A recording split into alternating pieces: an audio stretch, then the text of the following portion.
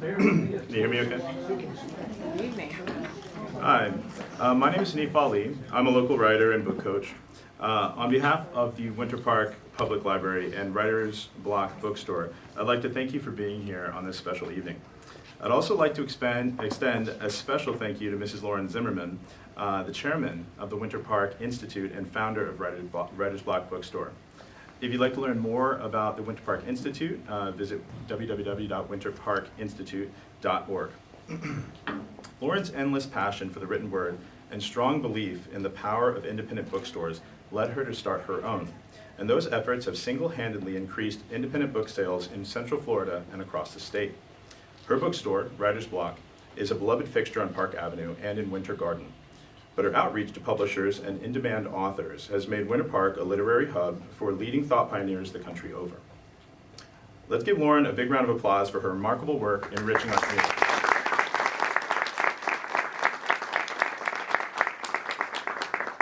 Thanks to her efforts, tonight we have the opportunity to hear from one of the most prestigious thriller writers of our time, Mr. Steve Berry. Mr. Berry is a New York Times bestseller and the author of the #1 international best-selling Cotton Malone series. He has 25 million books in print, translated into over 40 languages. Together with his wife Elizabeth, he's the founder of History Matters, which is dedicated to historical preservation.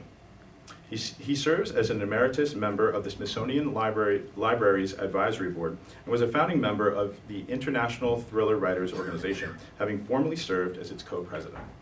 We're thrilled to be a part of Mr. Berry's book tour as he introduces us to his newest protagonist, Nicholas Lee, and his newest edge-of-your-seat thriller, The Omega Factor. Steve Berry, everybody.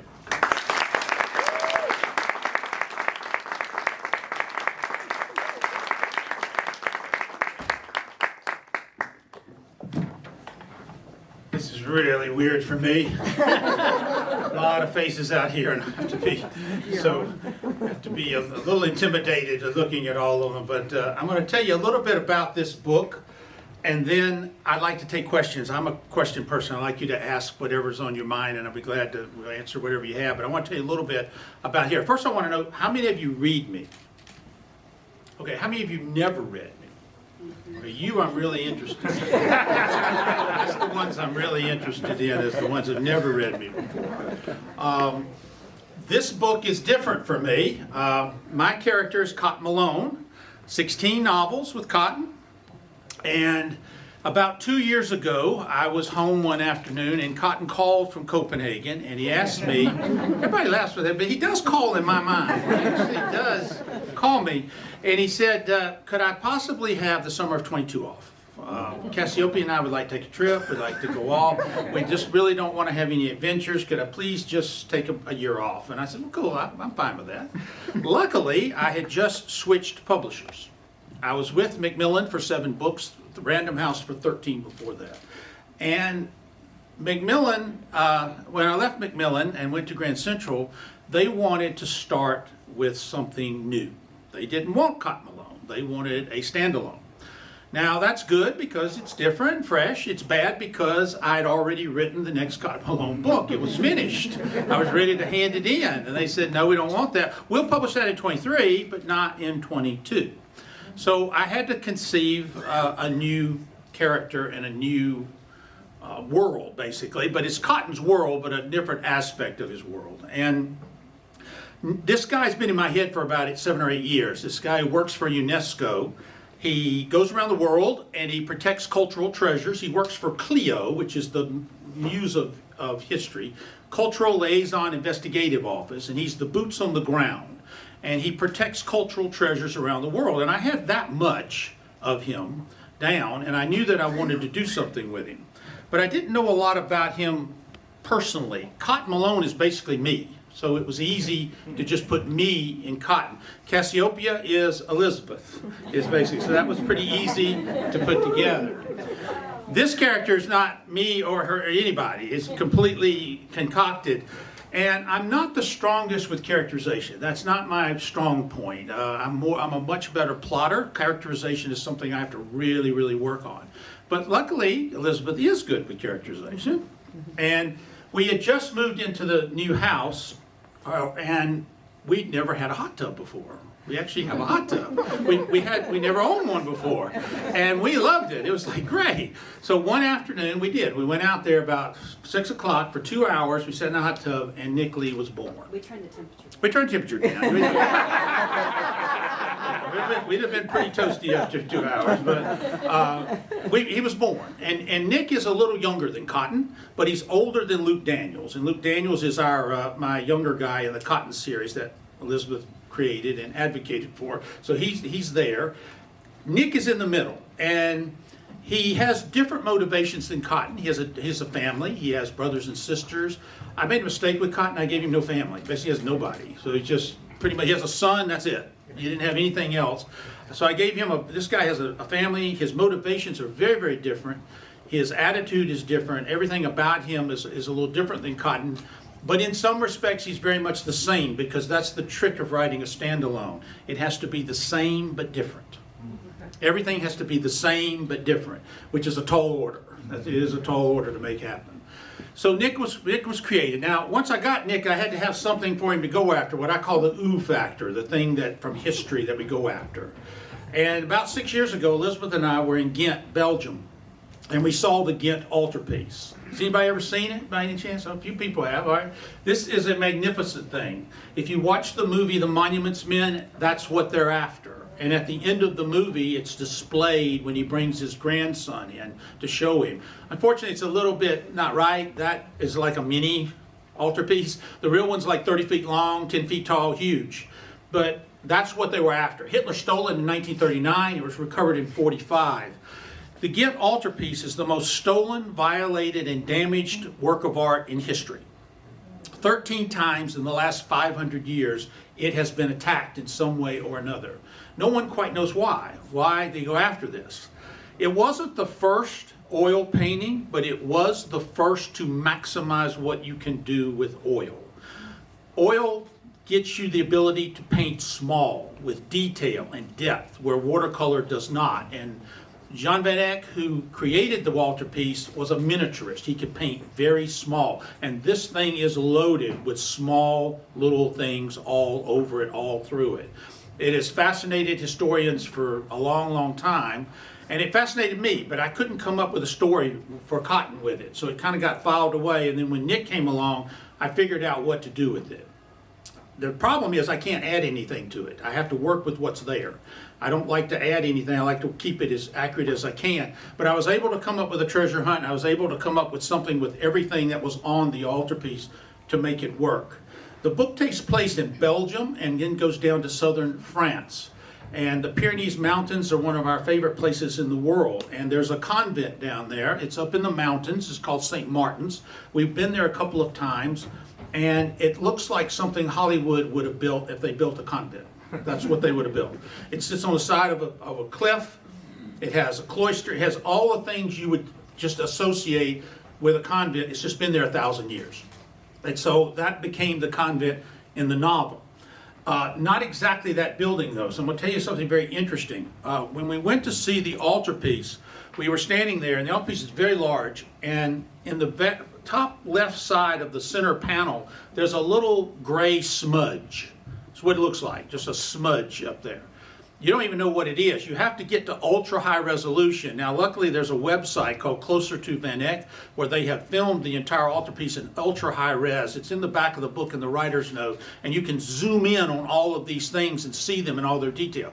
When you zoom in on that little smudge, it's a building. That someone had painted this tiny little small building. You can't see it without ultra high res. So I used that building because it was perfect in the novel. About a year ago, we were doing the prep for this book to get the PR ready, and I went to find it again because we needed an image of it. And I called up the Closer to Van Eyck. I got the center panel. I zoomed in. I went down. I kept looking. I kept looking. Kept looking. It's gone. It's not there anymore. During the restoration of the center panel, they took it off. It's gone. Now it's just trees and grass. That's all that's there. Question, why did they get rid of it? Did Van Eyck actually paint it? Was it an overpaint from years ago that it shouldn't have been there and they took it off? Did they mess up during the restoration and have to do it? But the interesting thing is, it's gone. this little house has just vanished over there? Or is there a secret associated with it? Just one of those things. We actually used that. We made these postcards that we used for PR for the novel to show the before and the after. Luckily, Closer Van Eck has the before and after pictures, so you can compare them and see it there. But that's just another mystery associated with the thing. So the novel, you know, with Nick, I really enjoyed Nick. I like him a lot. By the way, he's named for the guy who built our house. Derek Coker owns the property, built the house, but I couldn't use Derek because Derek is in next year's book. And but Nick is, oh, there he is. There he is right there. There's the man. Whoa, the man. The man. He's in next year. So I had to use his son Nick Nick actually runs everything. He does. And Nick was telling me one day that his middle name was Lee, and I went like, that's perfect, Nick Lee. Great. That's how he was born. So I really enjoyed Nick. I enjoyed creating the character very much so. Is Sister Kelsey Deal here too, by any chance? I didn't see her. No Sister Kelsey Deal? There she is. Yeah, there she is. There's back there. Yeah, Kelsey is one of the main characters in the novel too, and she works with Tony Sims Design and helped on the house. So I made her a character as well, and that her and Nick have a past relationship going on. There's a lot of characters in here, by the way. Friar Dwight, where are you, Friar Dwight? There you are. Friar Dwight, where's Friar Rice? I saw Friar Rice right there. There he is. There he is. Did I miss anybody else? This year's book. That's next year, though. That's next year. Next year's book, Tony Sims will be in and Trinity will be in. But that's and Derek, all next year's book. We'll talk about that next February when we're here. But these folks are in here now, and you amazingly did not get killed. Because you normally die when I use your name, by the way.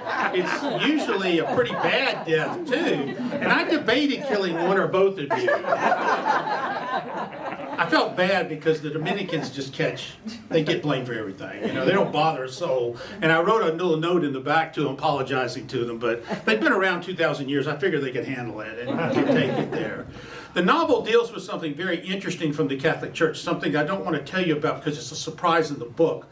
And hopefully it'll catch you a little bit off guard when you get there. I've done 4 Catholic Church books, and I thought I was done with them.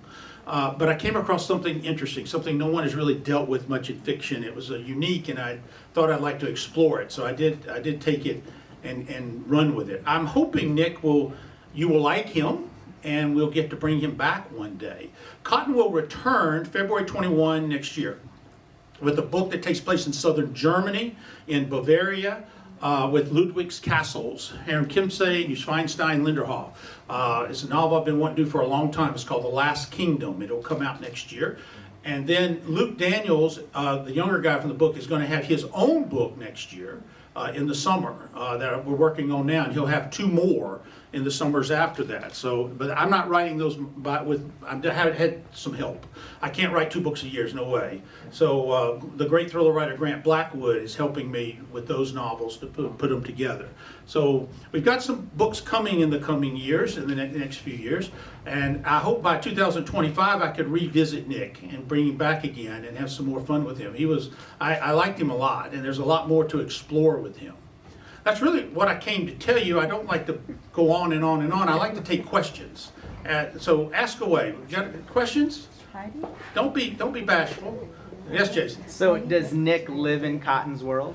Yes, Nick lives in Cotton's world, and they could actually get together at some point, and it would be kind of fun to put them together. And I did that on purpose, but I don't reference, Cotton is not referenced in the book, but the Magellan billet that Cotton used to work for is referenced. I wanted the reader to know that they exist in that world, yes. Great. So hopefully I could do it. You know, like, here's the thing, it's practical consideration. It's a standalone, so if Hollywood wanted to buy it, this is much cheaper than buying Cotton Malone. Because you have to buy 16 books with Cotton Malone. Here you just buy 1 book. So it does become more attractive to a producer, and we've had some calls already on it, but again, a lot of talk, just talk. Other questions? Yes, ma'am.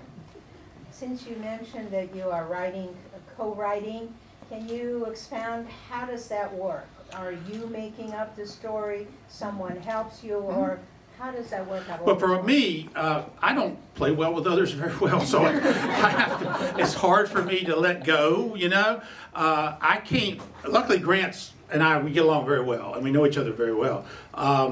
I came up with the idea for the story and the initial kind of general plot. And then Grant took that and made a bigger plot from it. Then him and I went back and forth. So we both plotted it. He wrote the first draft. He sent it to me, and now I'm rewriting that draft. And I'm putting it into my voice, into me. So it's literally a joint effort. Yeah, very much so. He's never written for me before, so he doesn't know my voice. He's got to learn it. So I'm having to rewrite it. And that works good for me, because I can rewrite a book in about 6 weeks. But if I had to write it, it would take me over a year. That's the difference. He did the heavy lifting of getting that first draft together from the draft, which was wonderful. And then we'll go back and forth and edit it up, and then she gets it. I don't know the story about this, but this is bad right here. Whenever I write a novel, I read it about 50 times. I literally do. By the time I get to the end, I'm kind of useless to read it anymore, because I've read it so much, I'm not going to be very effective in what I'm doing. So I'm done, and I give it to the queen here. Elizabeth has her own company, 1001 Dark Nights and Blue Box Press, and she edits about 30 to 40 books a year on her own. She's had 3 #1 New York Times bestsellers this year. 3. Get a plug for them. 3 #1s, and she'll have another one in November. You'll have 4 this year. I mean, I don't know. Oh, you will. Yeah. Yeah, that book beat everybody. It was #1 across the board. But she reads it. Now, when she reads it, if she finds a mistake, and I don't mean like a typo or something, I mean a plot flaw, where guy's dead, he's alive, he's dead again, I forgot to take it out, And I could do that. That could happen in an editing process where that would happen. It usually happens with a weapon. A gun was here, it's gone away, then it comes back. Where did it come from? These kinds of things that you would read and go, wow, that was pretty stupid, the author just messed up. If she finds that, she gets purses and shoes. Not from Target, which is a great place, by the way, from those bad places at the Millennium Mall, which I hate that place. Now, she gets one about, 60% of the time. No. And here's the story with this book. When I gave it to her, I knew there was a flaw in it. I knew it, because I couldn't fix it. I had tried and tried and tried, couldn't fix it. I just left it. I wanted to see first if she'd catch it. And then, could she fix it? So sure enough, she caught it. Now, it didn't matter that I already knew, because I didn't tell her that beforehand, because see, I do that all the time. I would just lie and say that. But she couldn't fix it either. And here's what's interesting. When we look at something and we can't fix it, we gave it to my editor, and he says, well, here's how you fix it, and it was like 3 sentences. And we never saw it. We were overthinking it, way overthinking it, and it's a very important part of the plot. It's very critical, this part was, and he had the perfect solution, but that just shows you what a fresh eye can do. And Elizabeth provides that fresh eye on the manuscript. She can be a little bit cruel. Okay, then you tell me if this is cruel. I gave her a manuscript, she read it. This is back when you had real manuscripts. You didn't want E. You had to write on the manuscript. She said, she came in, she put it on the desk, said, read the last comment first. So I went to the last page. Last comment. I wasted 400 pages of my life reading it. Was that cruel? Was I right? Unfortunately, she was right. I tried to do something cute, and I shouldn't have. And she read it, she hated it. My editor read it and hated it, and my agent read it and hated it. And then none of them talked to each other. That tells you you've done something really bad. So it took about 30 days to fix that. That was one of those mistakes that I don't do ever again. It was too much work to fix it. But she's very honest, and she gives me honest opinion. She wants to make the book best. We do have some extremely spirited discussions, though, on this subject matter. Very much so. The only fights we've ever had married at all are over a manuscript. It's the only ones we've ever had. Yeah. Other questions? Yes, ma'am. How do your plot ideas typically come to you? Is there a place? Is there something you usually do? Plots come basically, you're basically saying where's the concept of the story come from? Basically from traveling. You have to be there. I tell you where it never comes from. It never comes from if you go looking for it. If I say I'm going to go look for a plot today, it ain't happening. I'm gonna go to Europe and look for a plot. Ain't happening. You have to just go and you have to be there when it jumps out. And it will if you get yourself. We were walking through the cathedral in Ely, waiting on a book event, killing time, and this lady was showing me the whole place, and she was talking, she kept going on, and she says, and the Busy Boy legend was right there, and I went, whoa, whoa, whoa, whoa, whoa, what was that? Back up. She backed up, she told me, and the King's Deception was born. And I was in the Kremlin, the lady was talking about the Fourth Rome. I never heard of it before. She explained what it was. The Romanov prophecy came, you know. I was at an event in South Carolina. It's 11 o'clock at night. I was ready to go to bed. I didn't want to, I was done. Guy kept telling me this stuff about Kamal Salibi. Kamal Salibi, never heard of him before. The Alexandria link was born. So you have to just be in the right place for that to come up. And I'm just lucky that I've been there. The last 2 years have been a little frustrating because I haven't been able to do that. So hopefully we're going to get back traveling a little later this year, and then tomorrow, next year we're going to get going on it. Other questions? So where do you want to travel next? Where do I want to travel? I want to go to Romania. Yeah, for research. Now, for fun, other places. But I need to go to Romania. I was supposed to go in May of 2020 because I have a novel I want to do there. I can do it without going, but I'd rather go. And so I'm just waiting to make sure that, you know, it's still there, and in another year that I can go and everything's going to calm down over there. Right now, it's not the time to go to Romania at this point, but I'm hoping next year will be. Yes? If you do a trip like that, how much time do you need to be in a place to get everything? That trip was going to be a little different. We were going to stay about 10 days and actually go around and see everything. Normally, a research trip is 4 days. One, because I'm a little frugal, and I don't want to spend all that time over there. Two, if I don't have an end point, my mind won't get moving. Remember, when we go on a research trip, the only reason I go is I have to go find something. If I knew what it was, I wouldn't have to go. I got to go find it, and that's the problem. We go on search. We actually go on the search to look for these things. Now, I work beforehand and get. Do my preliminary work so I know where to kind of go. But I'm on a hunt, and we set a 4-day limit. Luckily, we've always found it in 4 days. Yeah? Yes, Pat? Steve, this book has a very interesting and unusual dedication. It does. Can you share your thinking behind that, and also share whether and to what extent that somehow informed character development or some element of plot? Yeah, I mean, I dedicated to Roy and Walt, particularly Roy.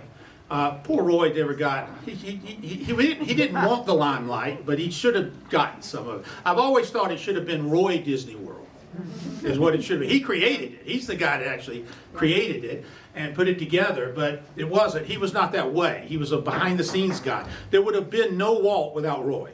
Even Walt said that. There'd be no Walt without Roy, and Roy without Walt. They were two sides of a coin, literally. One was creative and imaginative, one was practical and, you know, and efficient and could get things done. And together they were a team. Now they fought and they were like brothers do, but they worked together and got it done. Because, you know, it was originally called Disney World. I don't know if you know this, but Roy changed it to Walt Disney World. He changed the name for it. So when I was doing the book, it just came to me. I said that would be a perfect way to acknowledge him.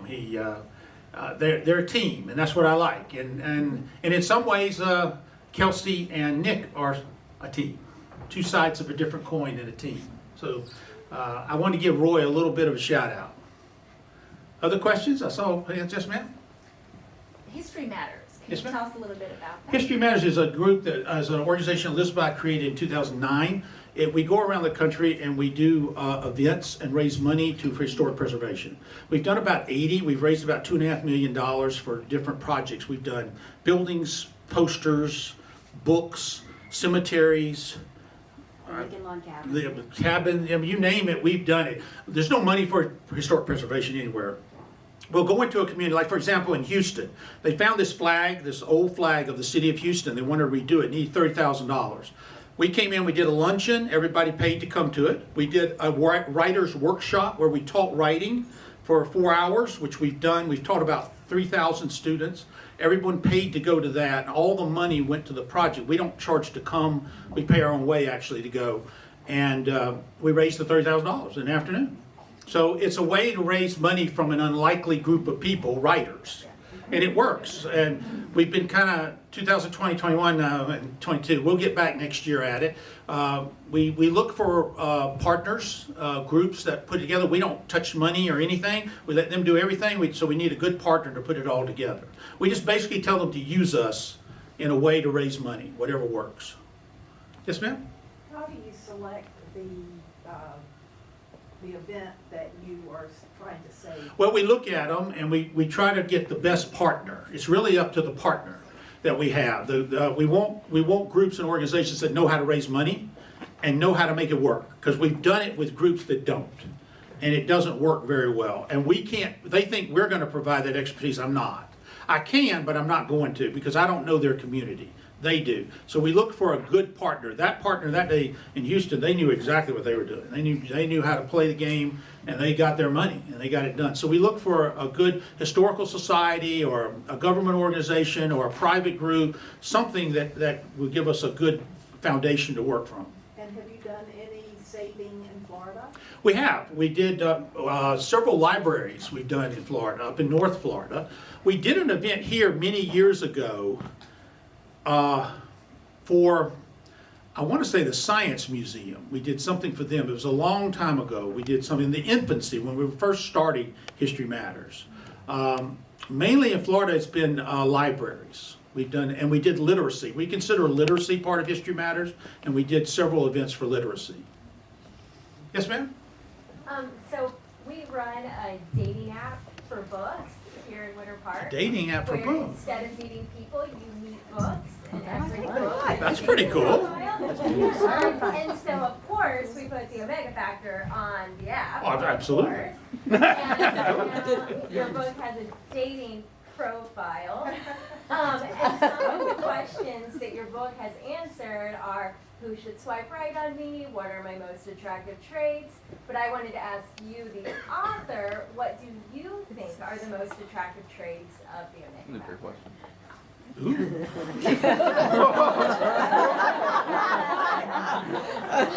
Well, I would go to my standard. Action, history, secrets, conspiracies, international settings. Perfect escape. I love That's how I would do it. I mean, because that's what it is. I say all the time, I'm not going to win the Nobel Prize for Literature. I'm not going to win the National Book Award. I'm not going to win any award, to be honest with you. But if you read my book and for a few hours you forget your troubles and enjoy yourself, I've done my job. And that's all I want.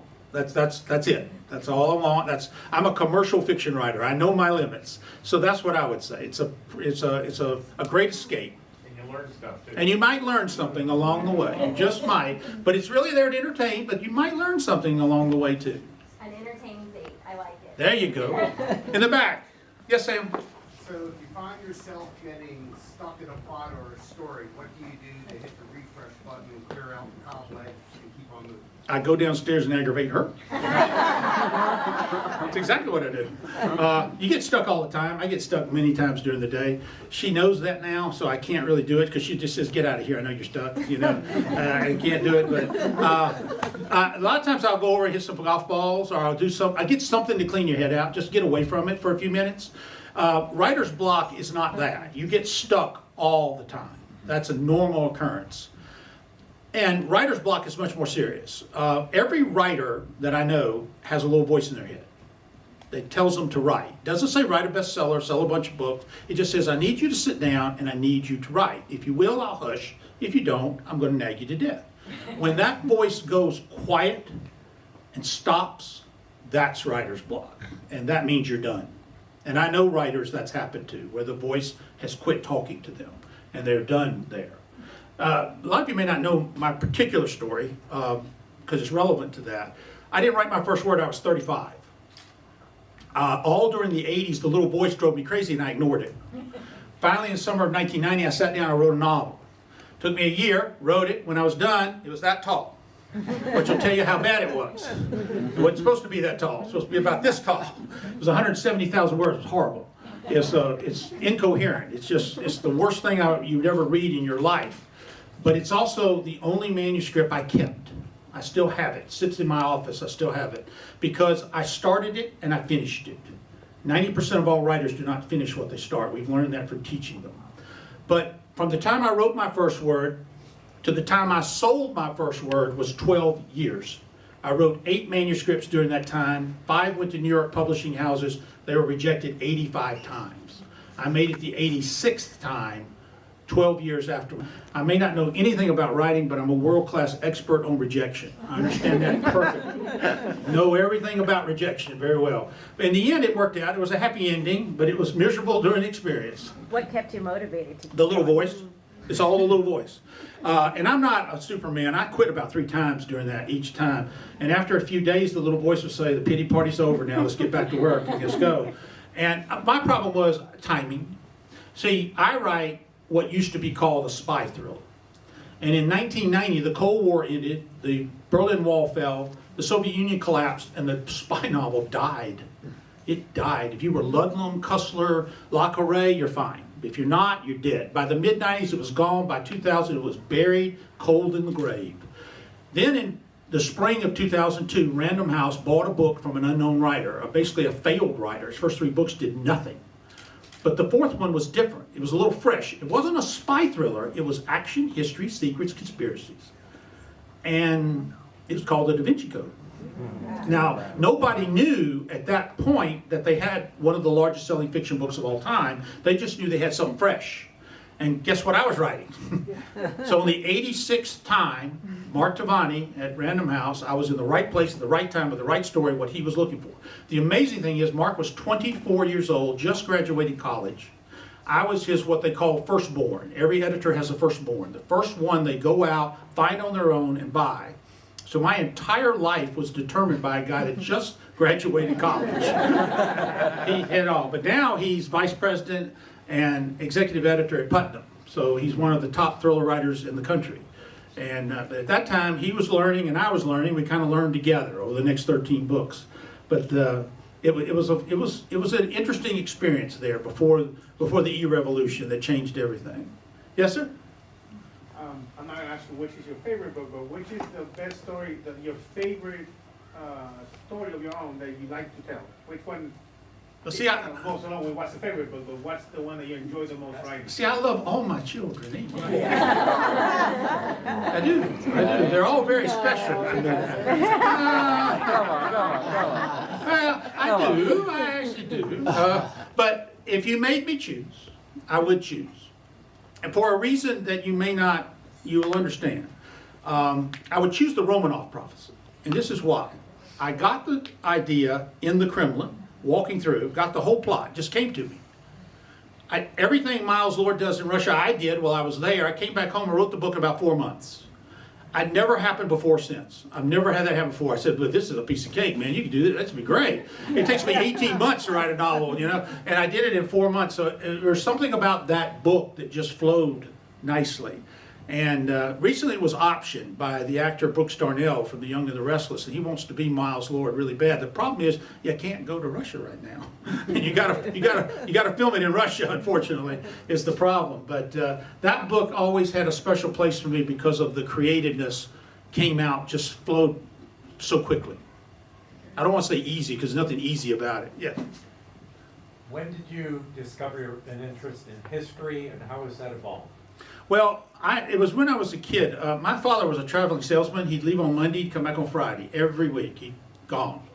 He loved to read, and he loved to read history. And he would bring history books back home on Friday, and he would put them down in the basement.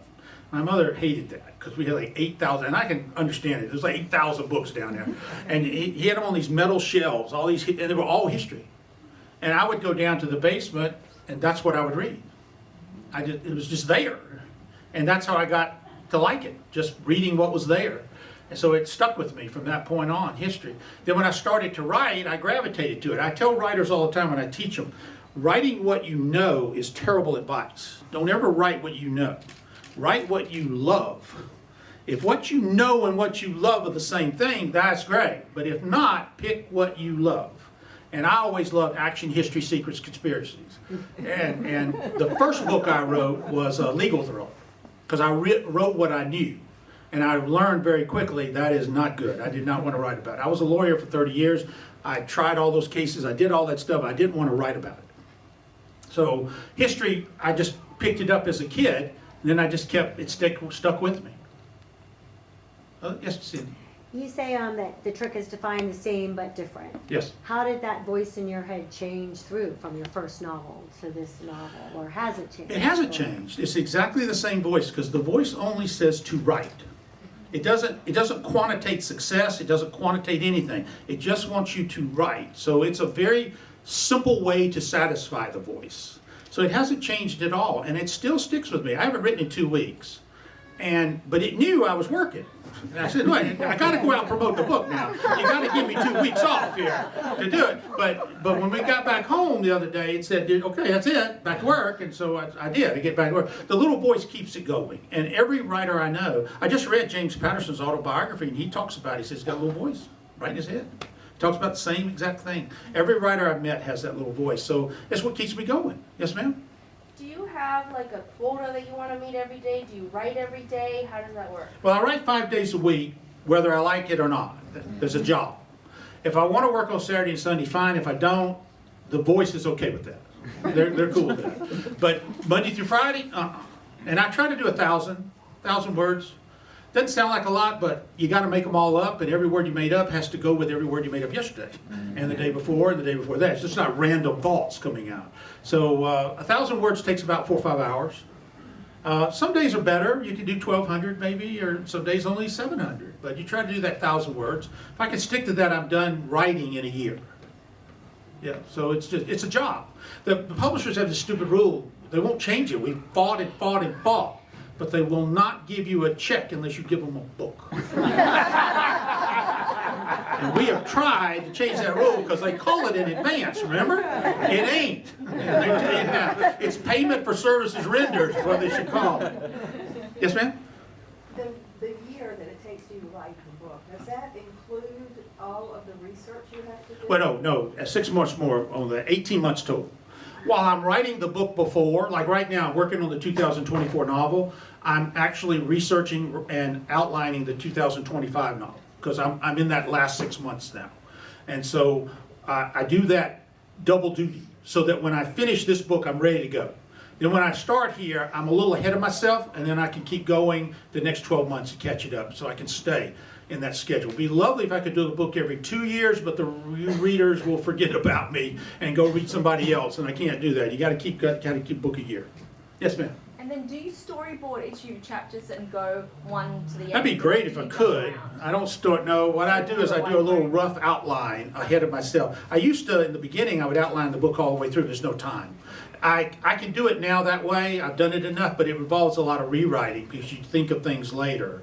So I kind of stay with it, and I'm plotting all the time. I've plotted up standing up here before. I've actually been plotting. She knows it when I'm plotting too, because I start hesitating in what I'm saying. Yes, Steve? How do you focus on a certain part of history to write on? What's the criteria for? If it interests me, and then the question is, will it interest you 2 years from now? I'm 2 years ahead of you, so I have to think about what you will. It'd be like you trying to think, what video game are they going to love 2 years from now? And I have to think about what book will they like to read. So I try to find something from history that's kind of universal, that's not going to get dated, and it's not going to come outdated, and not going to, and someone else isn't going to grab it and steal it. It's obscure enough. You never want to do what someone else does. I like to be original. And if it interests me, I hope it's going to interest the reader.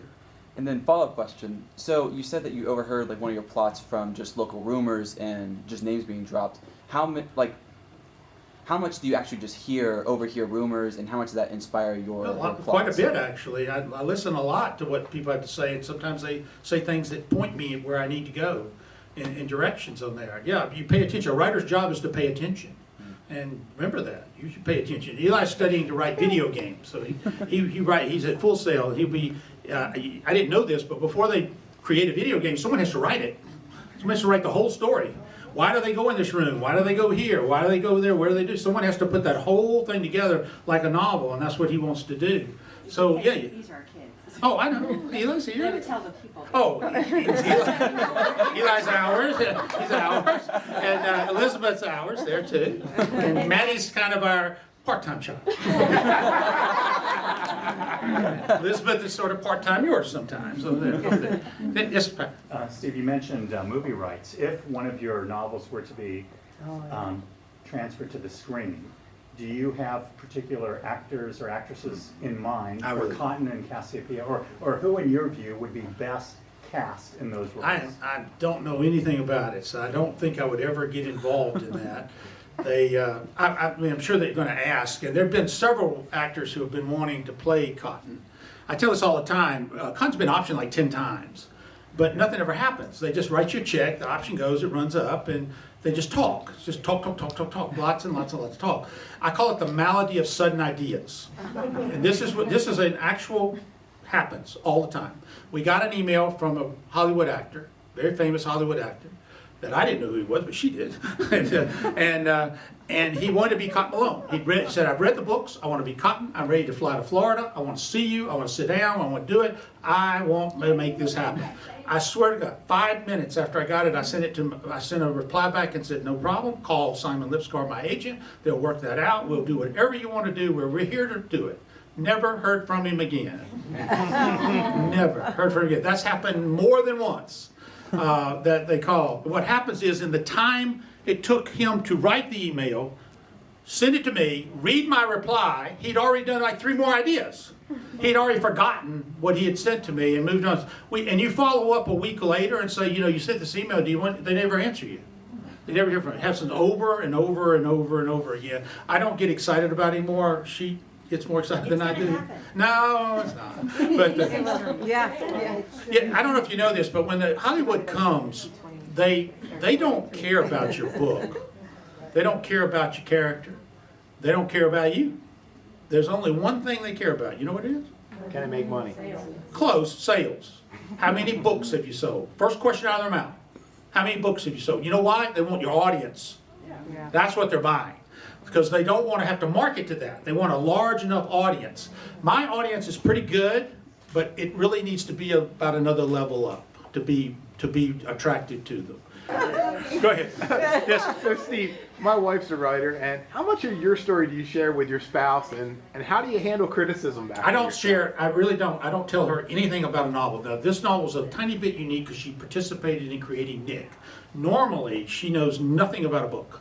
Like next year's book, it's about Bavaria. That's it.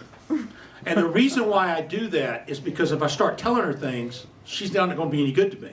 She's got to have a fresh eye. Okay. So I keep her away from that very much. Criticism, I'm used to it actually because I learned to write in a writer's group. And you took your chapter every Wednesday night. I went for 6 years. Every Wednesday night I took my chapter, read it out loud, and they destroyed it. That's what they do. They just destroy it. And I learned in a critical process. I don't mind criticism at all. I mind. I think I mind unwarranted or like when people criticize a book and I know they haven't read it. I can tell when they haven't read it. Now that's a problem. But if you've read the book, you have honest criticism, I want to hear it because that's how I learned to write. She takes advantage of that very much so because she's. No, you're not very nice. 400 pages of my life I wasted. She uses track changes now. You ever done those? The little comments on the side? I didn't know you could stack them. They stack. They're like 8 or 9 deep on a page there, you know? Yeah, she's good. They thread now. Yeah. She's thread. They thread now. Oh, but yes, that's her. Thread. Yes, ma'am. Do you read for pleasure other authors? If so, who? I- And what are you reading now? I don't read a lot of for pleasure because of time. But if I do, it's 3 or 4 maybe a year, like a Cussler book. My friend Jim Rollins, I'll read his books always. I might read a Lee Child book or a Baldacci book here and there, but I'm doing when I write a novel, I use 400 sources. So 400 sources, and I don't read 400 books, but I read large chunks of 400 books. So they consume much of my time, and I don't have time for fun. We were on tour the last 2 weeks, so I did read a little of a Cussler book while we were on tour. But it's not for lack of doing. I'd love to do it, it's just time. Yes, the big man. I've often wanted to ask you this. I'll use the example of the 14th colony where Malone was trapped in that tunnel.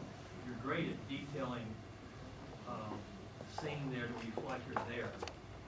And in that tunnel, he was trapped in that tunnel.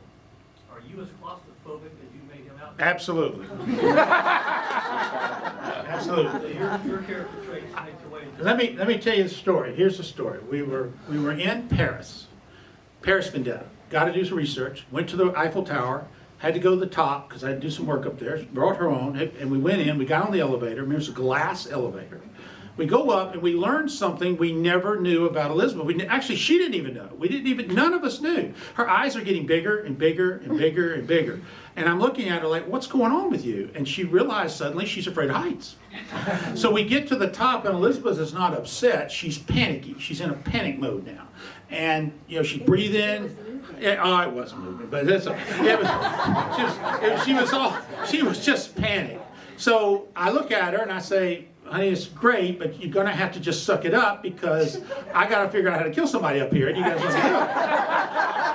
Now, the security guard was right there, and he actually spoke English, which they don't necessarily, not big deal. He came over and I explained everything to him. And he said, oui, I take care, you go do, I sit with her. So he sat with her, and I took a picture of her. She's curled up in the fetal position on the girder, and I'm crying, you know. Now, you may think I was cruel.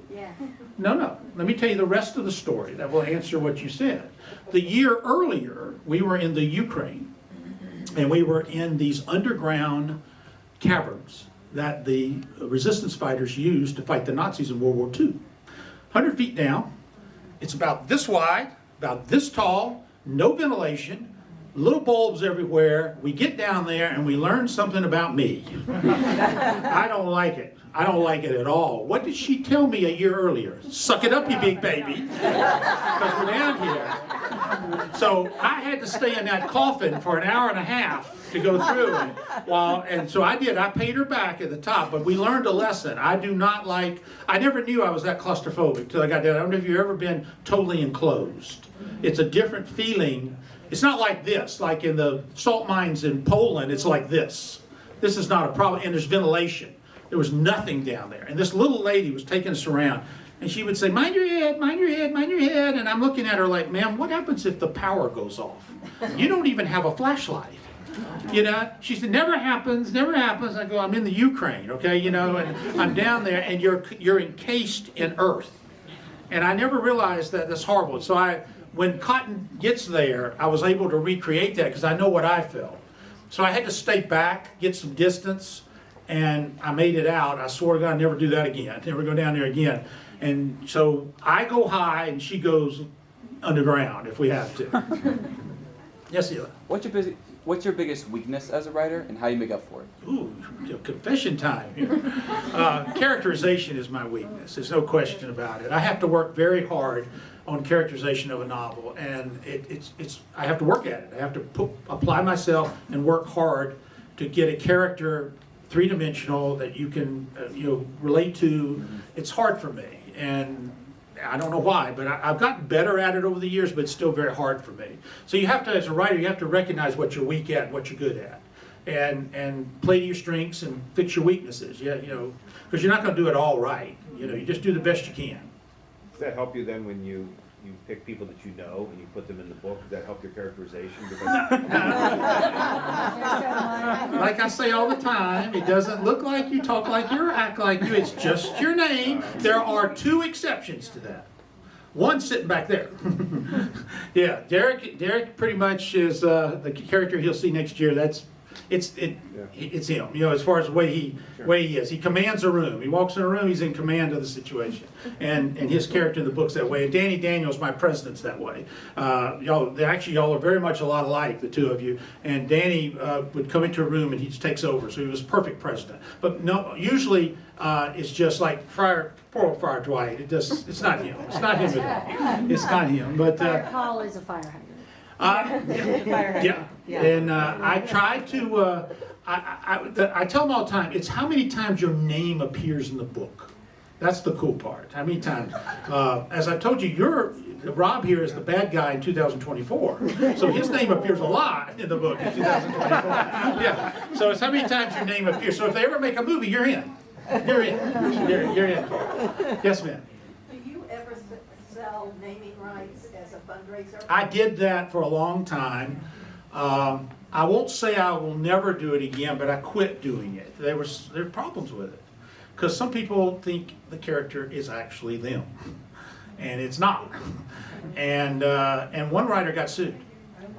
Yeah, even though the person knew up front and everything, they still did it. And so I quit doing it. So I do it with folks who I know can take it and there's not a big problem. And it's clearly not them in any shape, form, or fashion. But there have been some liability. I won't say I'll never do it again, but I quit doing it a few years ago. Most of us kind of quit doing it for that reason. Yes, Tony Sims. Do you have any superstitions or things that you have to do to repeat, to like go over and over that recreate success in your mind, like your history of your writing desk, that type of thing? Yeah, the desk is probably the one thing. I have a desk that I bought at Sam's in 1985. And it's solid wood, it ain't veneer. I mean, it's gone to 3 houses now, and it's really heavy and solid.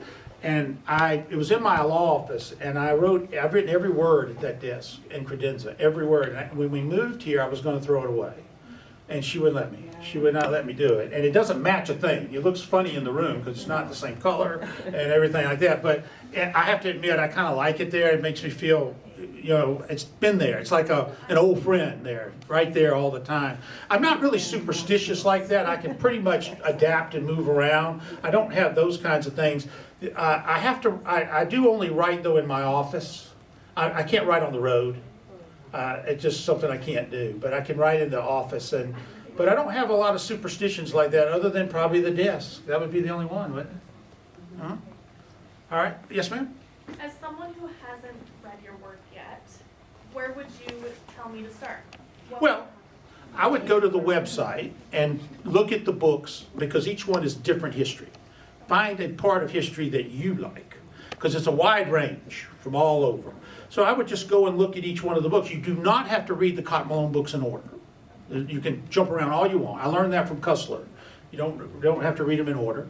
So pick what you want from there. Look what you find interesting, and then go from there. Somebody had, Jill, did you have anything? I did. If you said that you are researching the upcoming book at the same time that you're writing a current book. Mm-hmm.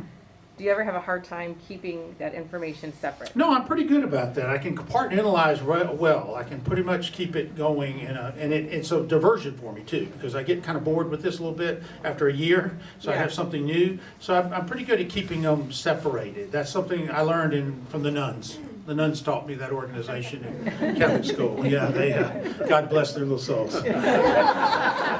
Patterson went to Catholic school too. He was talking about, he had Dominicans teach him. And he was telling in his autobiography some similar stories that I experienced as well. They were tough, but I learned a lot from them. I really did. I see, I got time for one more. Somebody got a hand back there. Yes, ma'am.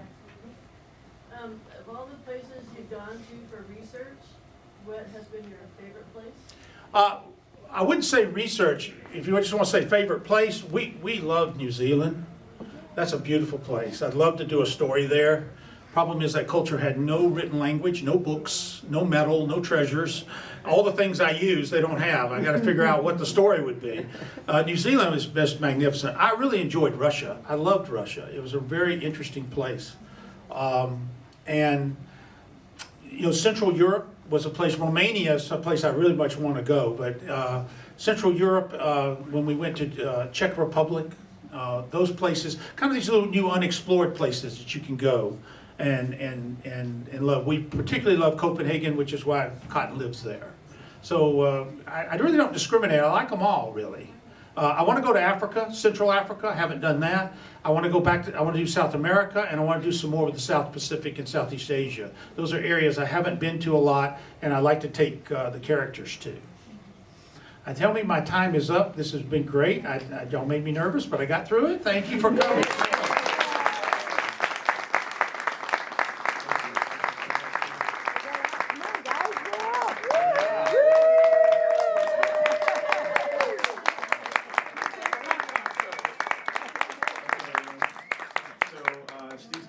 Sign some books. We've got them for sale in the back. This side we're using as the exit, so you can purchase in the back and just line up down the stairs. And yeah, you can just sign right here.